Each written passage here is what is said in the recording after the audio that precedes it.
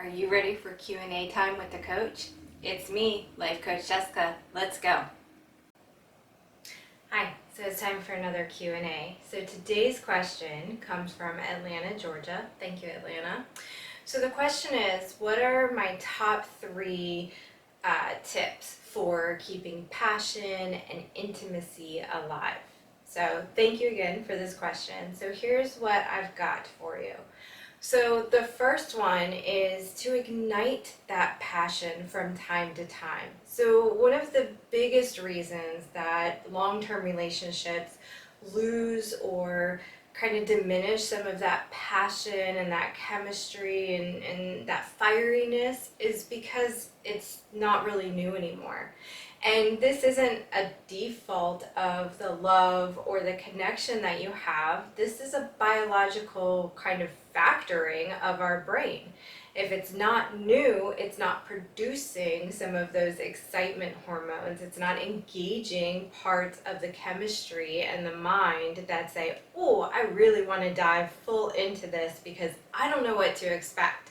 So it's important, I think, to ignite that piece of ourselves both through activity and connection, but also biologically by trying new things. And this doesn't mean that it has to necessarily go to just in a sexual context of new, but sometimes just trying a new adventure with your partner, or trying, hang out with a new group of people, or trying a new restaurant, or going to a new place. I mean, all of that can help increase and ignite that passion.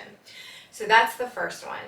The second one is don't neglect the other senses. So I know a lot of times in, romantic partnerships, we can go on autopilot and we can kind of approach things the same way. And in doing so, typically, we narrow it down to one or two sensory areas that we really are focusing on.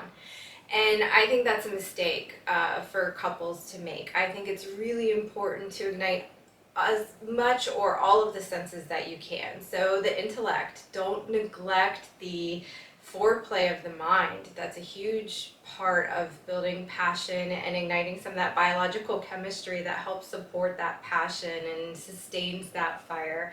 Don't neglect the sense of smell, the sense of touch, the sense of taste. Like, all of these sensory dynamics can very much come into play in various ways that aren't, again, just stuck to the sexual connection, but also to the partnering that you have with that person.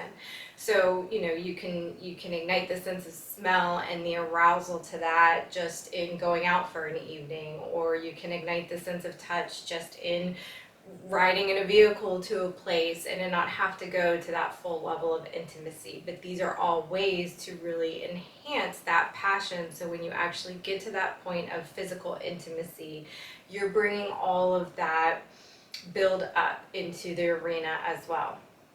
Then the last one is probably not something many people think about, but it's connecting to the foundation of who you guys are as partners and why you're in this. So I do think it's important to consistently and continually connect in the foundation of what makes you guys you as a partnership, you as a team, you as a marriage, you as a spouse, you as a lover, why, you as a best friend. And if we're continually engaging that part of ourselves, I really think that also helps build the passion and the commitment to intimacy. And so this is what I have for you guys. I hope you found it helpful, and till next time.